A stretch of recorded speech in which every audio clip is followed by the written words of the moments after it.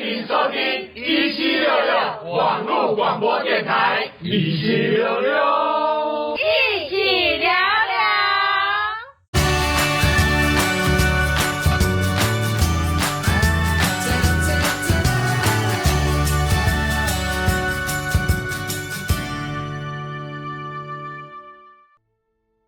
Hello， 大家好，欢迎来到仔仔初音，仔仔一起出声音，让全世界听到我们的好声音。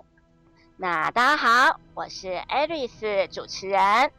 今天的话呢，欢迎我们美丽漂亮的林倩。嗨，大家好。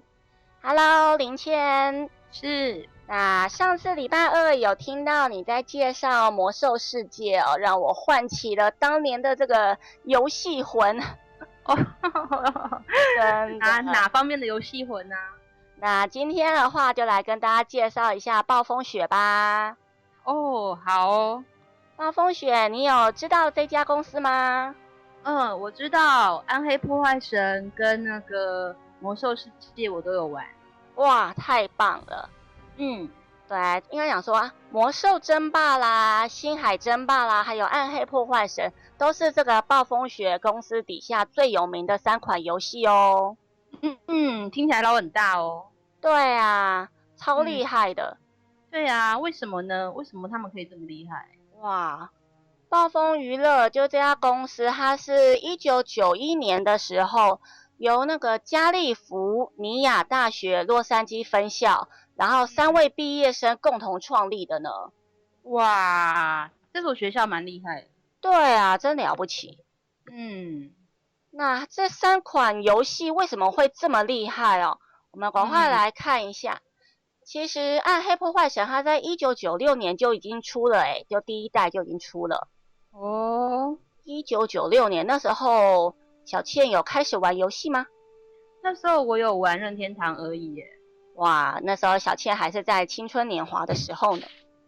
你这样暴露我年纪不好。没有啦，我都是后面听说的啦。哦，不是因为才国小所以只有玩任天堂的意思吗？那时候我才刚出生，你这样。哦，太骗了原来如此啊。有啦，我8年级的，你干嘛这样？真的。好，我们继续吧。好，那1996年的时候，就是他那时候开始出了暗黑破坏神第1代，然后1997的时候出了他的资料库地狱火。哇，那时候是造成很大的轰动呢。为什么？为什么会轰动呢？因为在早期台湾大部分的 RPG 游戏都是属于回合制的。回合制就是类似像我们以前玩的仙剑啊、仙剑奇侠，或者呢是像那个金庸群侠传那一种。小倩有玩过吗？有，这些我都玩过。对，就是我们早期都是属于比较回合制。那暗黑呢，它是ARPG， 就是它是即时性的 RPG 游戏。这样我懂了。对，所以就是哇，在那个时代造成一个非常大的轰动哦。而且呢，它其实暗黑破坏神它很厉害，是它有产生了随机的迷宫系统。对，有，我记得。对，其实在以前最早有随机迷宫系统的是一款叫做云之山的游戏。然后对，那也是很早很早的游戏了。那也是国外的游戏吗？然后对，后来有什么上古卷轴啊，或是真女神转生，都开始有使用了这样子的一个算是随机迷宫产生的一个系统。对。可是暗黑破坏神最厉害的是，它是第1款呢全滑鼠可以玩的游戏。对，就以前在早期的游戏，其实都还会用到按键啦，或者 Enter 空白键，一定都还会用到这些。可是暗黑破坏神是第1款一鼠走天下的游戏。那他们程式很厉害耶。对啊，真的很了不起，而且他们非常的重视就是平衡性，所以它不但是随机的迷宫，而且它还是随机的道路那个装备掉落。也造成了那个游戏有无限的重复可玩性哦。就是在那个时代，以前早期是，假如你这个游戏破了以后，可能就觉得，我不会再想玩第二次，因为都已经知道在哪里打了嘛。对，可是暗黑破坏神就不会有这样的问题。果然很厉害，在那个时代真的是创举。对啊，所以它是第一款一鼠走天下，而且是因为它的无限，应该讲说随机的无限迷宫跟随机的装备掉落，而造成了它那时候一个非常大的时代冲击这样。我记得我以前玩《暗黑破坏神2代》，也是为了你刚刚说的这些内容或者是机制非常着迷啊。对啊，而且你就会觉得我假如打不到什么装备，我就会一直不断去重新刷那一关。真的一点都没错。而且后来在1995年的时候啊，他开始出了《魔兽争霸2》，那款小倩没有玩到因为我自己比较不会喜欢玩那种 SLG 的游戏。对，它是算是那种即时战略哦，的确是对有某些人来说，其实它是非常的，因为是即时，所以要花非常多的心力去玩哦。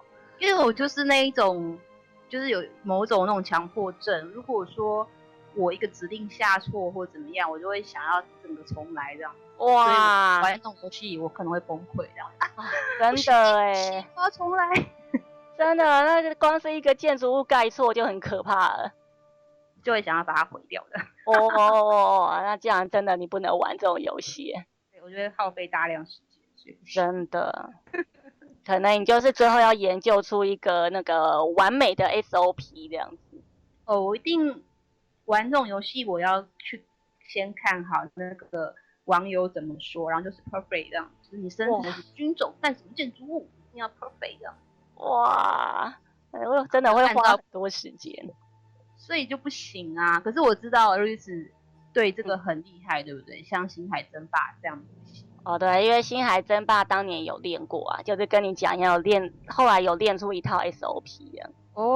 大，我就是要看这种人的攻略才能生存。真的。那你那时候为什么会想要玩这一款？这当然也是因为同侪压力啦，就大家都玩就玩嘛。对啊。可是玩了以后应该也是觉得很喜欢吧？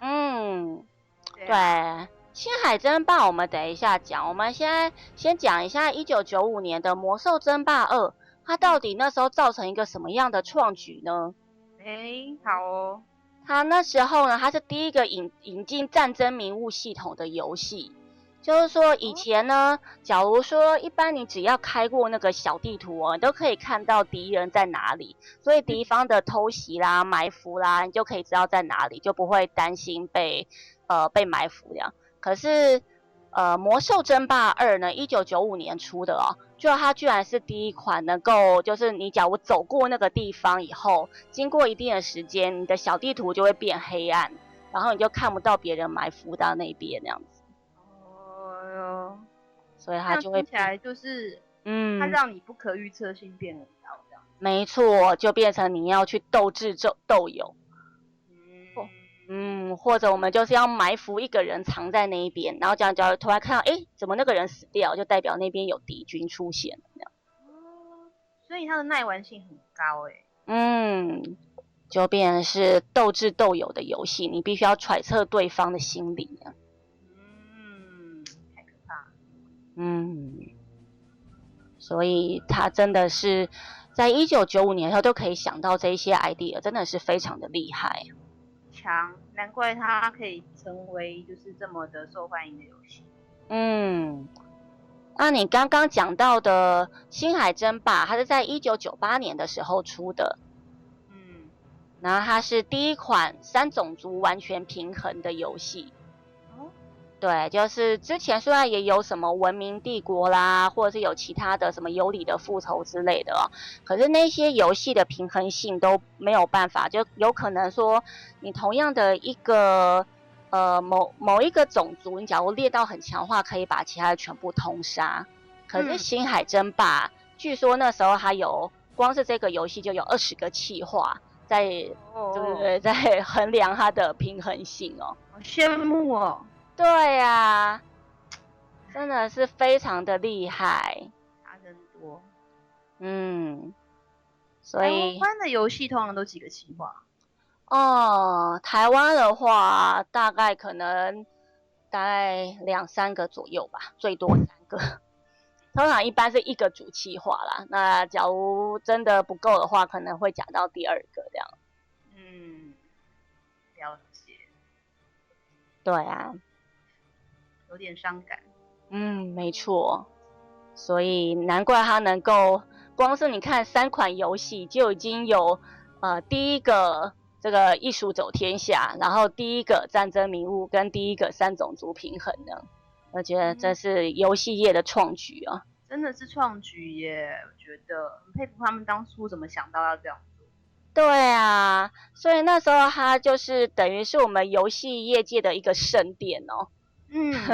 就是说我只要去那边啊，就算你是叫我去当那个扫厕所的阿桑这样啊，我也会觉得哇，真的超幸福的。只要能够进去跟人家讲说啊，我是这个暴风雪的员工，我就会觉得很开心。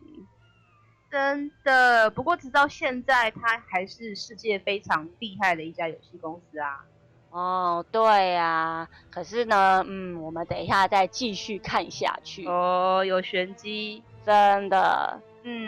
好，那我们接下来在2002年，它就出了超红的那个《魔兽争霸3》。对，即时战略。那它很厉害的呢，它是第1款在即时战略里面放下了英雄这个职业的游戏。在以前是没有英雄这个职业的哦。真的吗？对啊。怎么说呢？可是我记得我以前玩的游戏不是它都有主角，主角不算英雄吗？因为假如在以前早期的话呢，譬如说像那种博德之门的话，你说的主角可能类似那一种，或者像 Diablo 里面它也是有算是主角可以选嘛，可是它其实都比较偏向于是你职业的选择这样子。可是在以前早期的那种即时战略啊，它就比较有点类似像星海争霸，它其实都是算是你要去盖一些高科技的建筑，然后因为你盖了什么建筑，你就可以生出怎样的兵种。对，可是他们都算是用小兵打天下这样子。了解。对，可是它是第1个在即时战略里面再加上 RPG 元素，就是英雄这个元素。所以我不但要练这些小兵，我还要把我的将军一起练起来。对，这是一个，对呀，其实就是这种游戏，我觉得就是很花时间。对，就增加了玩家的繁忙度这样。也是啊。可是在这过程当中，可能会不会它可以培养，比如说英雄哪一种英雄，然后我要培养成什么方向这样？没错。那耐玩性就更高了。没错，而且它里面也开始有了所谓的昼夜的变化，会对战争造成了一些影响。那以前，对不对？以前的游戏可能有昼夜，可是就顶多就是变暗或是变亮。可是《魔兽争霸3》里面的昼夜开始会对战争产生影响了。这点很新鲜呢。怎么说？它怎么样产生影响？它就是能够让昼夜的天气啦，或是自然变化，会让那个游戏里面可能会有，譬如说我可能看不到啦，或是可能会在某些区域，然后晚上就会有，或是晚上施法的时候可能会造成我的法术没有办法那么的，就是厉害之类，就会有加成的作用这样。这样我了解，因为他很厉害，他能想到这些玩法。对啊。所以我就说他那个时代为什么能够成为就是全世界超强的游戏真的是因为他们有非常多的创举。很厉害。而且他的 Diablo 2啊，就是暗黑破坏神2，那时候出来的时候，他的技能树刚刚忘记讲，就是他在2000年的时候出了暗黑破坏神2，他也是他的技能树也是在那时候造成了一个很大的创举哦，原本以前没有是不是？以前没有技能树这种东西的。哦，哇，那它真的不简单。所以他们那时候是一个非常就是很愿意去尝试啊，然后尝鲜啊，然后做出各种不同游戏创新的一个动作，非常了不起的。真的。这在台湾，假如有老板能够能够跟他们一样就好了哦。基本上我觉得这个想法应该是在公元2066年左右有可能实现。怎么讲？那就是我们都死了以后吧。真是太惨了。因为我觉得其实也跟地域性或市场有关吧。台湾的老板他们可能怕走前人没有走过的路，万一跌倒的话，他可能就是全盘皆输。那他没有那么大市场去让他去敢这么冒险这样。你说的真的一点都没错。我自己是这么觉得，跟电影的感觉有点像啦。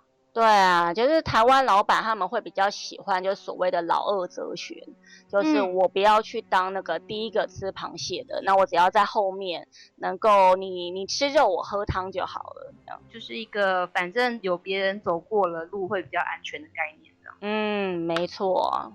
是啊，所以这样比起来，暴雪其实也真的是很厉害。我觉得其实他们敢于冒险这一点真的是很棒。真的非常了不起。好，那时间关系，我们先听个音乐，那我们等一下继续哦。好的。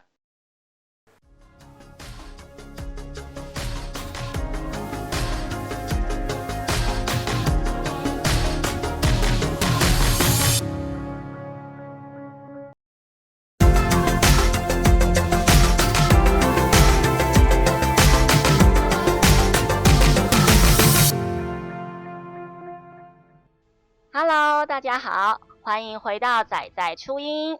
那接下来我们刚刚讲到这个魔兽争霸哦，那刚刚有说到台湾对于老板对于这个游戏行业哦，真的是比较少有这么创新的举动。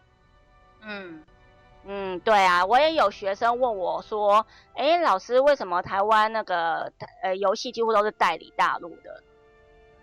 好问题。小倩有想过这个问题吗？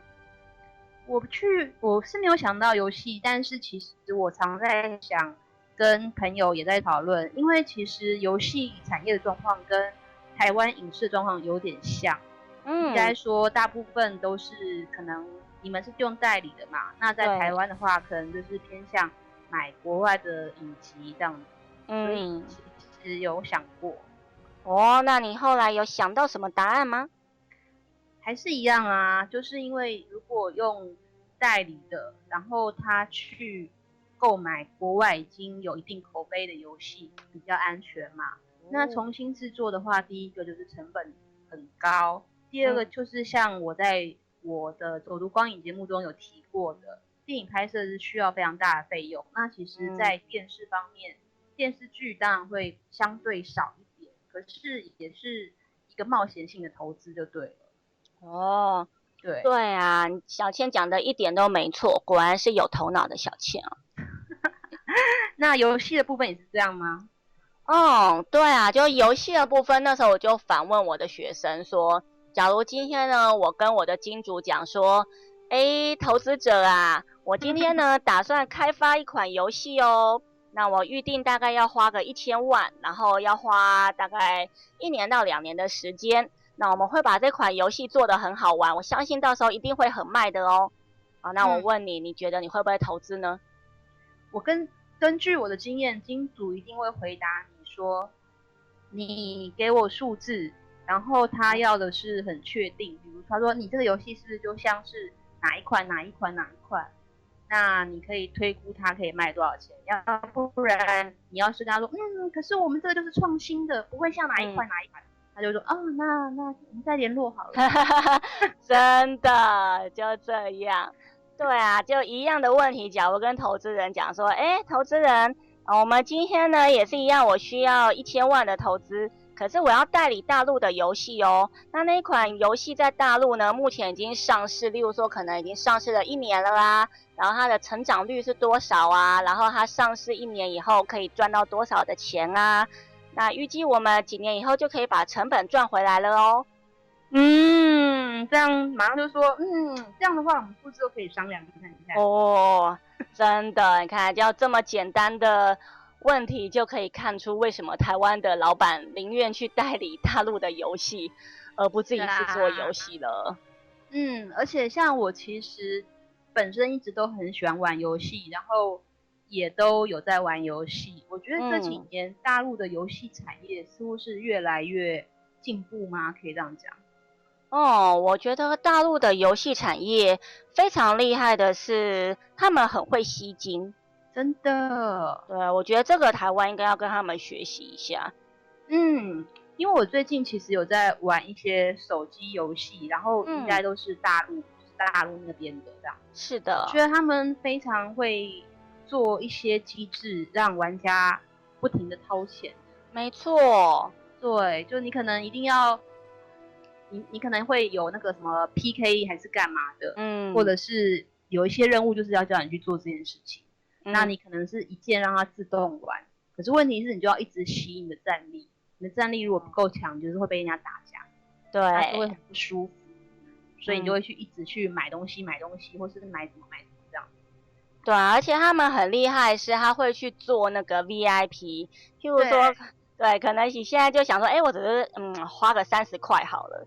然后他就说，恭喜你成为 VIP 1，只要你再花50块就可以得到 VIP 2哦。那 VIP 对 VIP 2可以做什么什么什么什么事情这样子，真的超厉害的。我觉得他们这一招好了不起哦。因为那些不是 VIP 人，他就眼睁睁看那些是 VIP 人享受的福利或者是一些比较好的一些待遇，然后他就没有，然后就不服气，可是我只要花30块，那我要成为 VIP 吗？当然要。真的。对呀，就一步一步的，然后接下来你可能成为 VIP 2的时候，他就说，那今天刚好有什么礼包出来，只要你现在买那个礼包，你不但可以成为 VIP 5，而且呢，你还可以获得，只要你过关的时候，你的经验值全部加成30%哦。对还有他们有一招很厉害，我觉得他们很会用那个装备，比如说那个外形就是美美，可是它有很多附加功能，可是你就是要买到什么 VIP， 然后你才可以得到，还干嘛？对，然后大家就会觉得说它又有外观，它又有那个加成，然后好像就是花这一点钱还蛮值得的之类的。对，就会不知不觉就把钱就花下去了。真的，不能再花钱下去。对，就不自觉。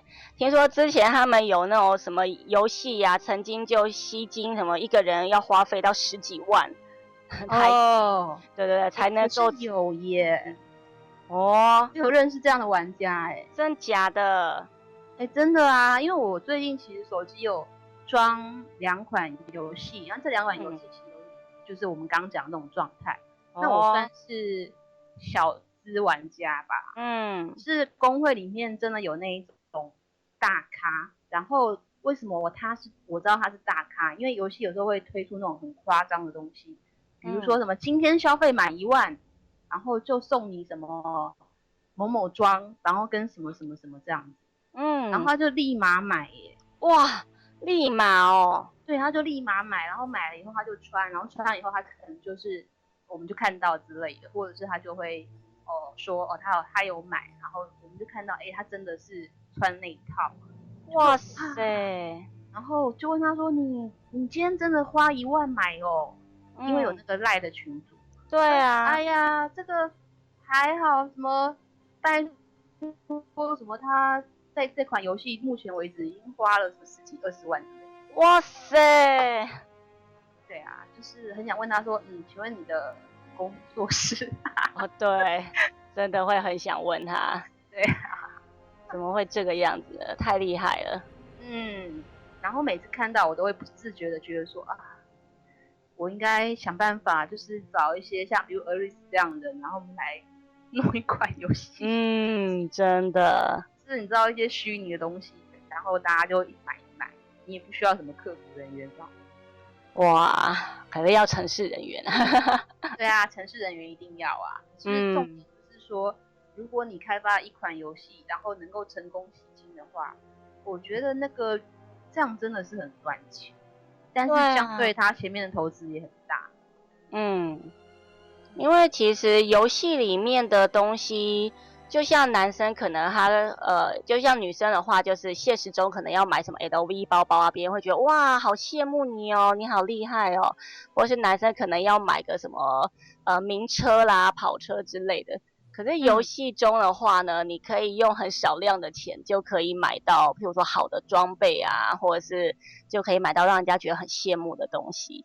所以游戏真的其实算比较平价的一种让人炫耀的方式吧。也是啦，不过其实你说买包、买车、买包，我自己是觉得我个人比较没有向往，但是买车还可以开。可是他游戏他总不能逢人就说，你看，我在什么游戏里面已经是超级大了，我就全身加999，你知道吗？还是可以，我也不知道啦。哦，就会吸到那个你有玩游戏的人就会吸到有玩游戏的人啊。哦，也是，对啊，对，我觉得的确哦。对啊。那小千，你知道像后来就是这个暴风雪哦，它有出了一款也是线上的游戏《魔兽世界》，这一款你有玩吗？魔兽世界我玩蛮久的。哇哦，所以你也是资深玩家咯。我现在停玩了，但是之前大约几年前有一段时间的确蛮沉迷的。哇哦。那你知道像韩国的啦，或是像我们刚刚讲到中国的嘛，那还有美国的线上 MMORPG，你觉得他们的差异是在哪里呢？我自己可能对于一些细节没有那么专业，但是就我很粗浅的观察，我发现韩国游戏他们的人物都很喜欢走所谓的美型，就是他们就不会像是一些比如说像暴雪它的游戏可能就会有什么兽人啊、精啊、矮人啊，不过就是不管你什么职业做什么，你都是要你知道美美的啊，花枝脸、大眼睛。然后就是要好看，而且他们很喜欢发光这件事情。真的，我就是觉得他们很爱发光。对啊，我听那个之前我们的韩国翻译的那个妹妹啊，她就讲说，在韩国他们男生最重视的就是脸蛋。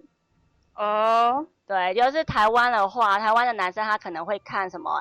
我可能不一定看脸蛋，可能看你的身材啊，可能看你的大腿啊，或者是台湾可能有些喜欢翘臀啊，或者喜欢细脚啊之类的。可是大部分都喜欢大奶吧？也是啦。对，可是他们那边的话，就是全部都是看脸蛋。哦，审美观的关系。对对对，所以他们那边几乎就是女生一生下来就会开始存零用钱，然后可能到18岁的时候就会去做整容那样。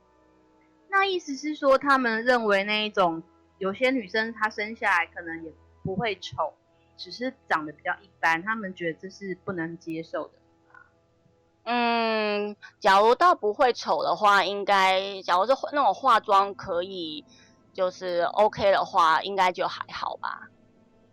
就是比如说他鼻子眼睛不大，可是他整体上也算不上非常难看，只是没有到很美，他们不行吗？还是也可以的？应该中上程度吧。那蛮严苛的。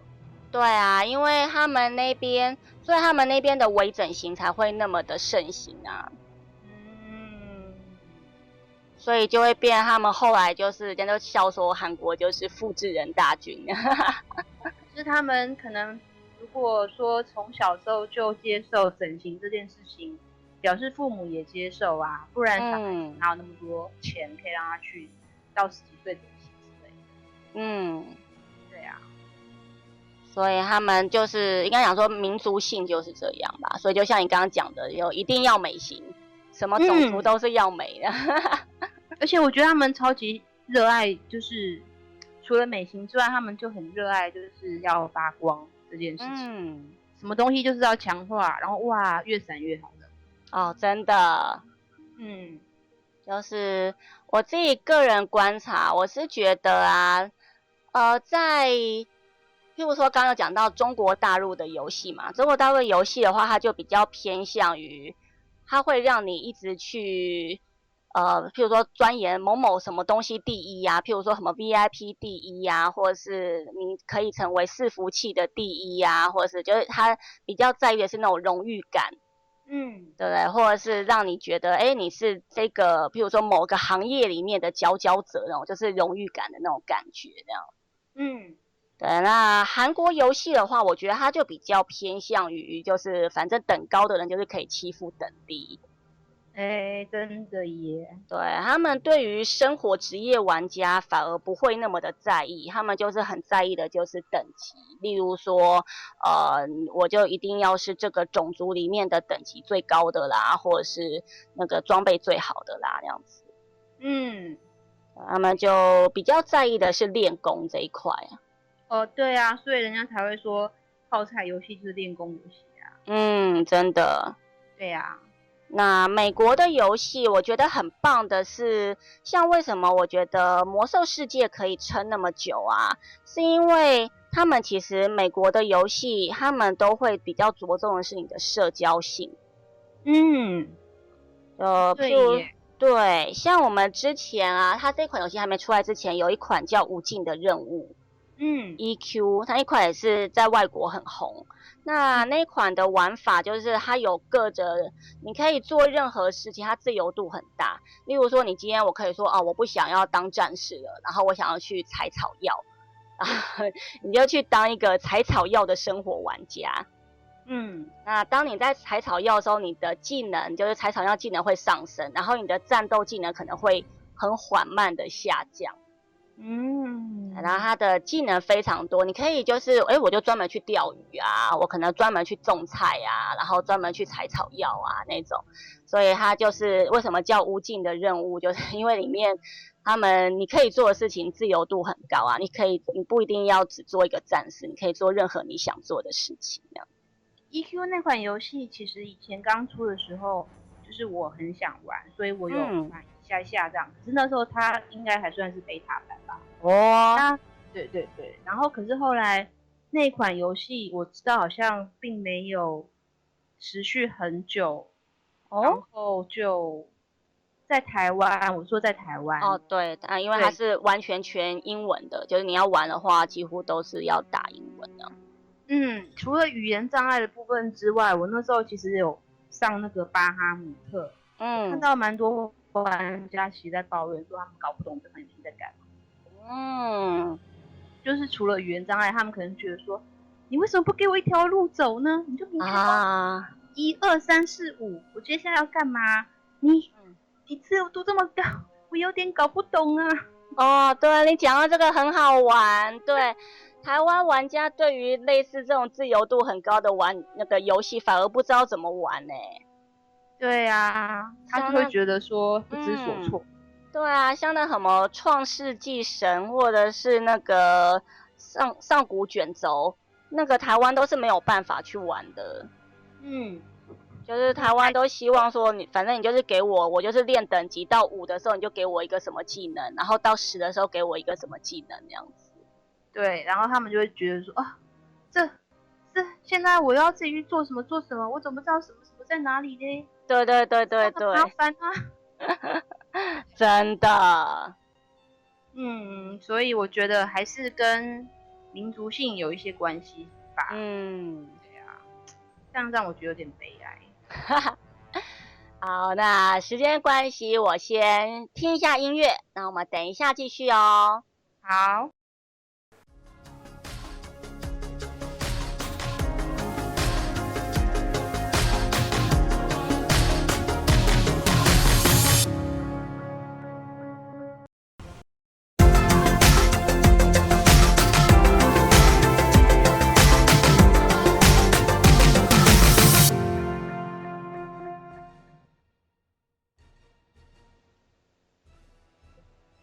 Hello，大家欢迎回来，仔仔初音。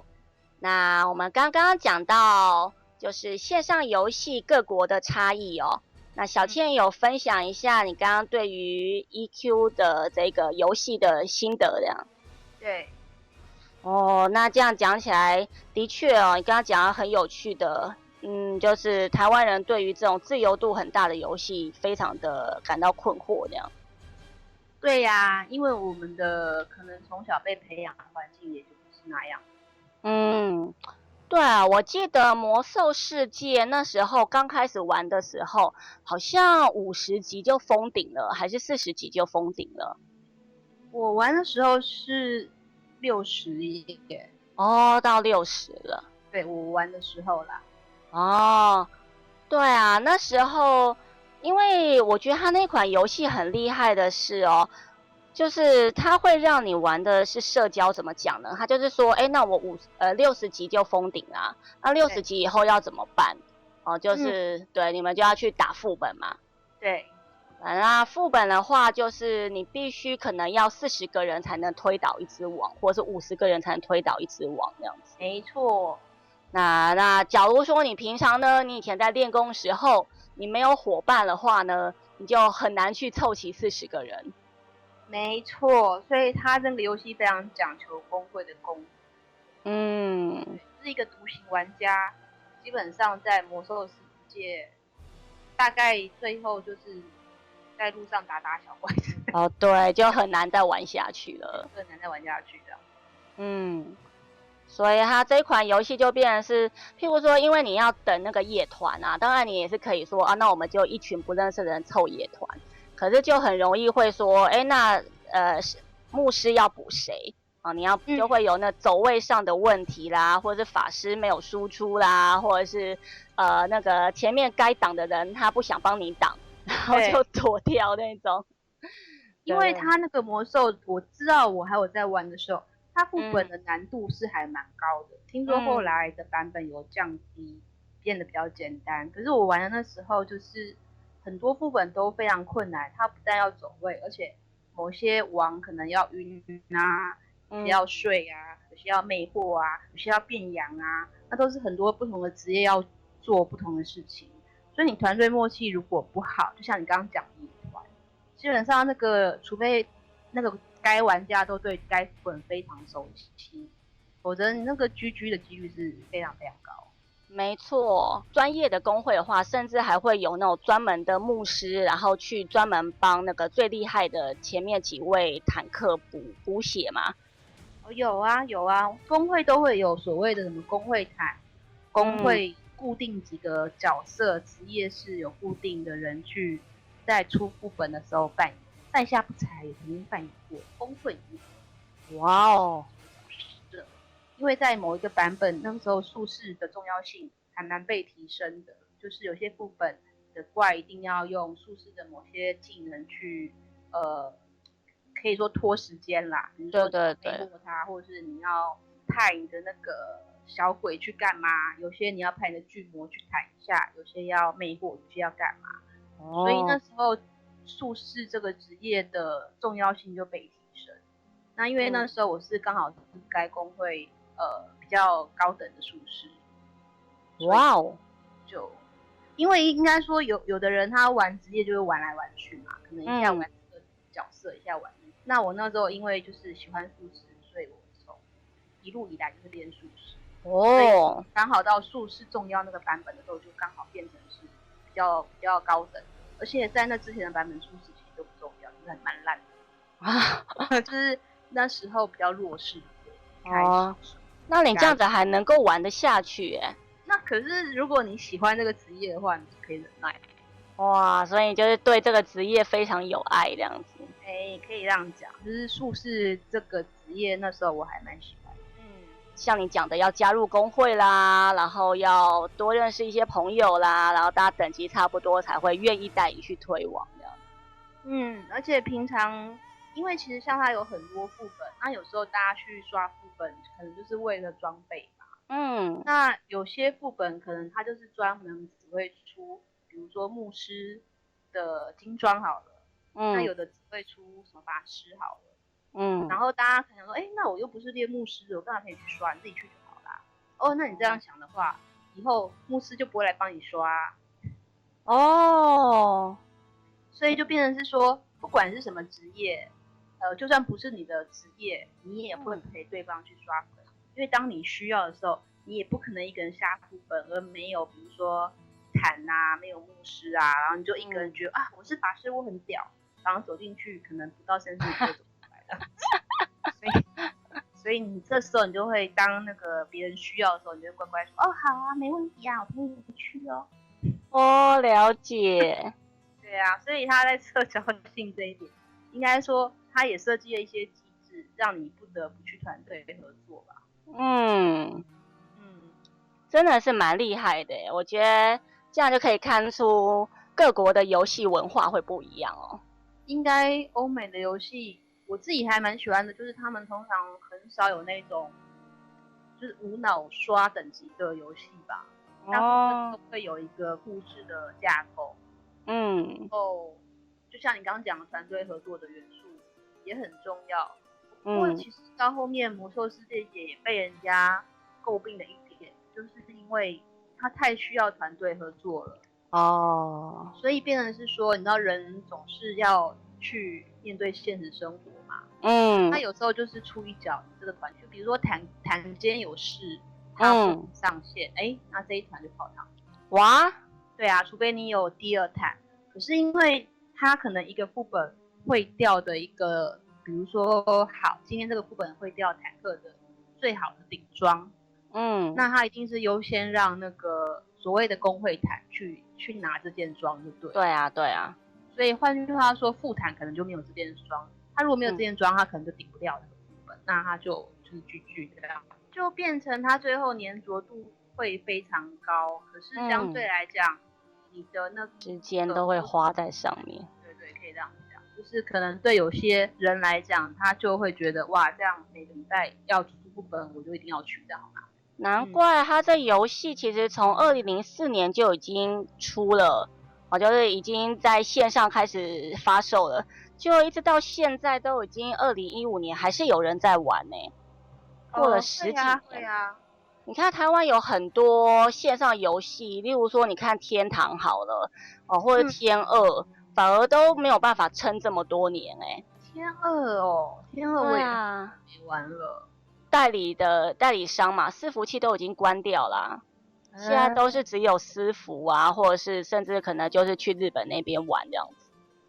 这个我就不知道我不知道原来天2已经就是关死，算是大家很期待的游戏，后来都只有撑个1年或者是3年，然后就像 RO 也没有了啊。所以这就是欧美游戏我觉得很厉害的地方吧。真的。像天2我玩，我那时候就其实有点觉得说，他到最后就一直在刷等级，对，就会觉得说我就是为了要刷等级而刷等级，所以他的耐玩度就会疲乏吧。我自己是觉得有这种感觉，但是我不知道他后来关掉的原因是什么。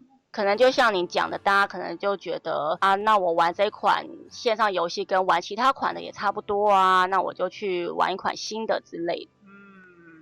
那刚刚小倩讲到说你喜欢躲在幕后去，就是指使你的战宠冲出去的话，那这样子你玩 Diablo 的时候，该不会你是玩亚马逊之类的吧？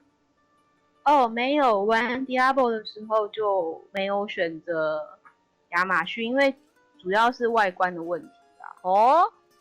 因为它的外形比较不是我偏好的那一款，我玩的是死灵法师。死灵法师善于诅咒的那个黑暗咒术师，想这不是跟你刚刚玩的术士很像吗？对呀，我就是喜欢这一类的啊。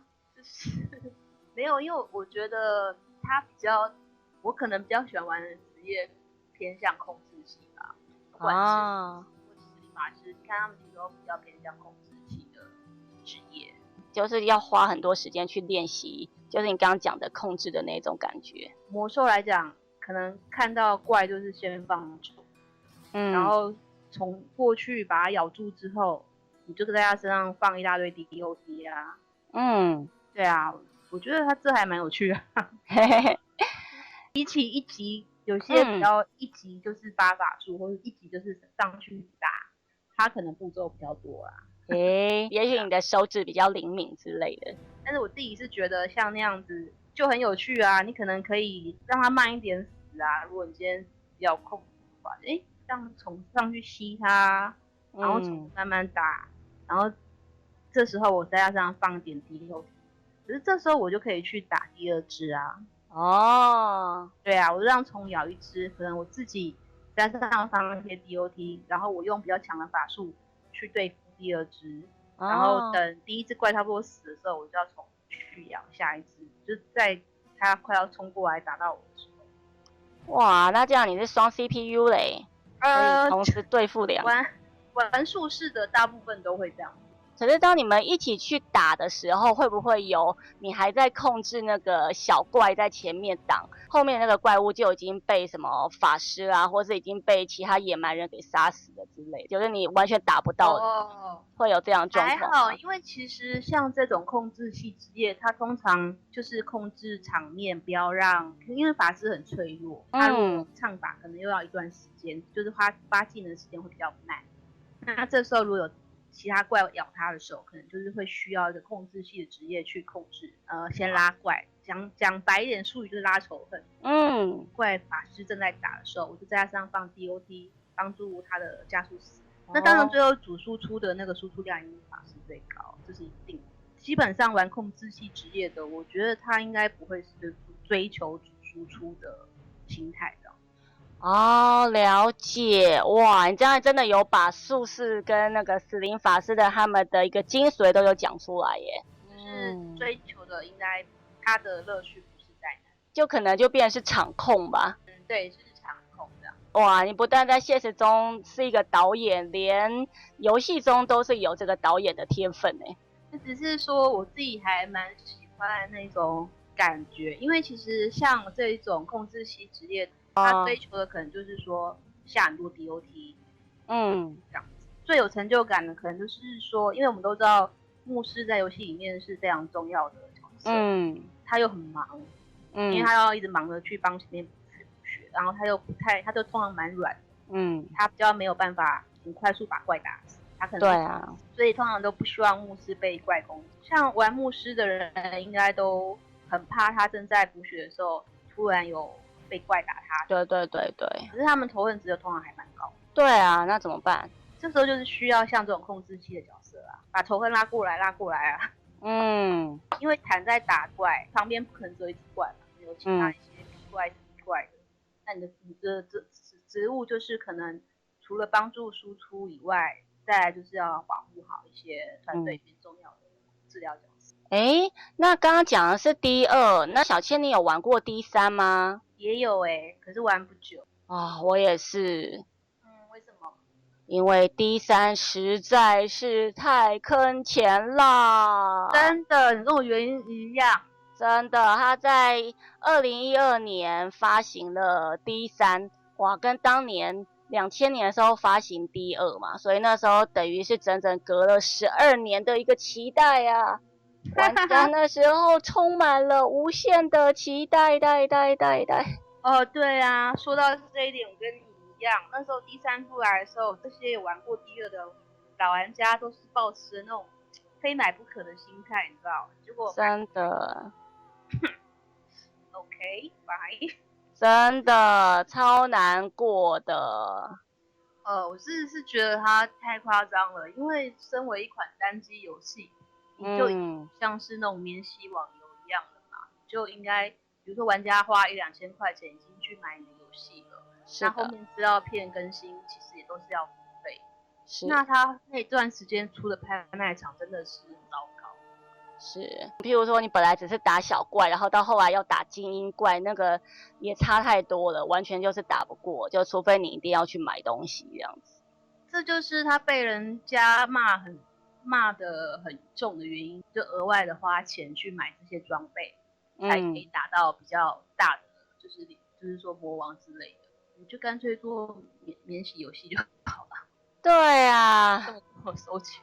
因为他其实在2003年的时候，他们里面的有4大巨头就是跳槽这样子就离开了，所以他们本来是从我们刚刚讲到的全世界啊最想做创新啊最想开创一个新格局的这种游戏公司，变成后来就是我要赚钱养公司的这种对这种台湾公司这样。可是我觉得以他们的高度，他们毕竟是世界级的游戏公司，然后上一版《暗黑2》的口碑又这么好，他们其实不应该是那一种好像抱持说哦，我现在是因为创业所以我要拼命捞这样，所以他们那样做其实是打坏自己的口碑。对，真的。所以如果你说原开发者已经走了，那后面人可能对他已经没有爱了吧，所以就是金主那边有找了一个 CEO 下来带，所以后来就变成你可以从 D3 里面看出它就是一款很想要赚钱的游戏这样。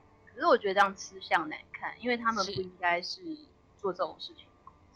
对，所以就造成那时候非常多的老玩家，甚至听说在外国一个玩家是他买了精装版的，特地熬夜排队去买了精装版的 D3。结果呢，他气到把这个精装版的 D3 用棒球棍把它砸烂，对，然后把所有的光碟全部给凹断这样子哦。他太极端了，像我的话是只有卖账号卖掉了。对啊，因为他账号是绑定的，所以那时候卖出去的时候还有点小麻烦。对，我是就卖掉，因为对我来讲，因为其实卖掉以后你就不可能再玩了，它都是用独一无二的，比如说你的身份证或什么的，是有绑在一起，所以那时候我就是放弃这款游戏，我不会再玩。对啊，唉，所以好吧，那我们今天呢，就是讲到一家游戏公司从当年的对最盛到后来的最衰啊。我发现一件事情，就是像人也一样，就是如果我们为了赚钱而去工作的话，通常你就会得到不上不下的成就。可是如果你是为了喜欢这份工作而去做的话，最后会赚到钱。这道理就跟贾伯斯之前讲的原理是一样的。他说什么？也是讲说，如果你是为了赚钱而去工作的话，你就是反而钱会永远赚不到。像贾伯斯他不是为了钱而工作，他就是要设计出一款他觉得世上最潮最厉害的手上型的微型电脑这样子。然后后来就开发了 iPhone， 然后成为所有的 Android 手机的敌人只有一个，就是 Apple 手机这样。所以也许当我们很认真投入在我们喜爱的事业当中的时候，那就会想尽办法把它做好。那做好了，自然而然就能够得到该有的收入。这样，我是觉得这个道理是，不管放诸在各行各业，或许都有一定的道理吧。没错。好，那我们今天谢谢最后小倩给我们一个这么有哲学的结尾。麻烦在我的节目你要给我一下结尾，好吗？我尽力。好的，好，那我们今天时间就到这边咯。谢谢大家。那希望大家有空也常常上来1766，我们周一到周五都会有非常多不同的节目哦。好，谢谢，拜拜，拜拜。